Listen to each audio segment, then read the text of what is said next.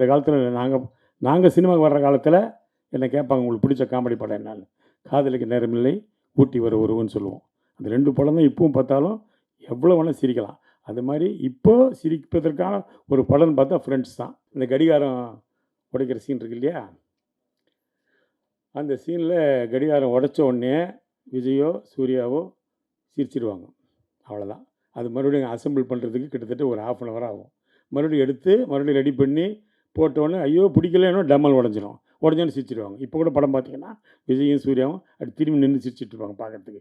அதனால் அந்த படம் அந்த ஷாட்டுக்கு அவ்வளோ நேரம். அதே மாதிரி வடிவேலுக்கு தலையில் சுற்றி போட்ட ஷாட் ஒரு காமெடி. அது ஒரு சாஃப்ட் வுட்டு தான்.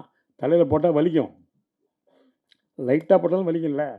டைரக்டர் டைலாக் எழுதிட்டார் கோகுல் கிருஷ்ணா, நடு மண்டல் நச்சுன்னு போட்டான்னு. அது நடு மண்டல் விழ மாட்டேங்குது, இங்கே விழுது இங்கே விழுது இங்கே விழுது.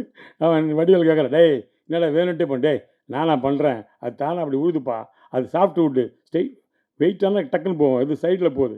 அது மாதிரி நடந்தது. அதேமாதிரி விஜய் சார் வந்து ரொம்ப அற்புதமாக பழகுவார். அந்த இதில் ஷூட்டிங் வர்ற வரைக்கும் எங்களுக்கு தெரியாது. நம்மளாம் போய் முதல்ல டைரக்டர்கிட்ட டைலாக்லாம் கேட்டுக்கிட்டு அப்படி பண்ணிவிட்டு இப்படி பண்ணிவிட்டு என்னமோ அதை ப்ரிப்பேர்லாம் பண்ணிகிட்ருப்போம்ல. அவர் அதெல்லாம் பண்ண அப்படி சைலண்ட்டாக இருப்பார். வந்து ஸ்பாட்டில் நடித்தார்னா அற்புதமாக நடிச்சுட்டு போயிடுவார். அது எப்படி தான் அவருக்கு வரதா தெரியல. அவர் அந்த பான் கிஃப்ட்டுன்னு நினைக்கிறேன் அவருக்கு. அதே மாதிரி ஆமாம், பான் கிஃப்ட் அவருக்கு. அதே மாதிரி டப்பிங் கூட சரி, நான் போனால் ஒரு டப்பிங் வந்து ஒரு லூப் வந்து ஒரு 4 தடவை பேசுவேன்.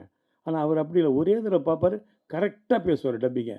அவர் எக்ஸ்ட்ரானரி ஆர்டிஸ்ட் டப்பிங். அவர் எனக்கு தெரிஞ்ச நடிகர்கள் சிவாஜி கணேசன் மட்டும் தான் அப்படி பேசியிருக்காரு. அவர் மட்டும்தான் ஒரு தடவை போட்டுட்டு அப்படி பார்த்தாருன்னு வச்சுங்களேன், போடுறா ரீலன்னுவார், போட்டால் படைப்பாடலாம் போட்டார்னா ஒரே டைம் தான் கரெக்டாக பேசுவார். அது மாதிரி விஜய் அவ்வளோ அற்புதமான ஒரு நடிகர், அற்புதமான கேரக்டர்.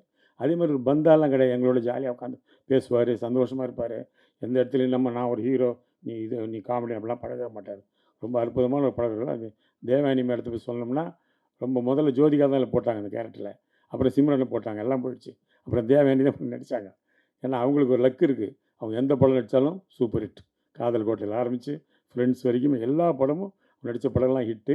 அதனால் ரொம்ப அவங்களும் இந்த படத்தில் பெரிய பங்காயிட்டிருக்கு. அந்த கோபம் படுற சீன்லாம் இந்த பாட்டு பார்த்துருப்பீங்கள, அந்த டென்ஷன், அந்த சாங்கை, அதெல்லாம் ரொம்ப அற்புதமாக பண்ணியிருப்பாங்க.